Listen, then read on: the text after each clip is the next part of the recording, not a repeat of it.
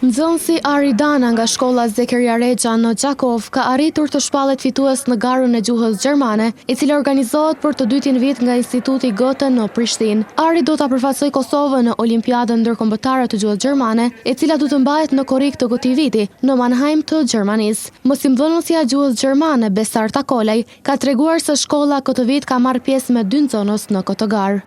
Është viti i dytë me radhë për organizimin e Olimpiadës ndërkombëtare të organizuar nga Instituti Goethe në Prishtinë.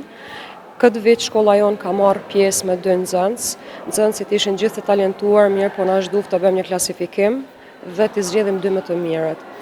Shkolla jonë gjithashtu nga 5 konkurrentët finalist ka marrë pjesë me 2 nxënësa finalista, me Aridana dhe Mikaela Berishën. Ari do ta përfaqësojë Kosovën në Olimpiadën ndërkombëtare në Mannheim të Gjermanisë nga data 12 deri me datën 22 korrik të vitit 2026.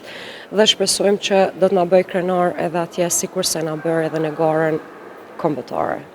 Ndërkaq nxënësi Aridana u shpreh i lumtur me rezultatin që ka arritur në këtë garë dhe që synon të vazhdojë në Olimpiadë. Në finale ishim të përgjigjur vetëm 5 nxënës nga të gjithë pjesëmarrësit që kanë qenë, kështu fal ndihmesës dhe përkujdesit të arsimtarës së gjuhës gjermane, arsimtare Besar Takolaj, si dhe shkollës së familjes, u zgjuat si fituesi i kësaj gare. Tani kam nderin dhe privilegjin që të jem si përfaqësues i shtetit të Kosovës në garën ndërkombëtare të gjuhës gjermane, të organizuar nga Instituti Goethe në Mannheim të Gjermanisë në korrik të vitit 2026.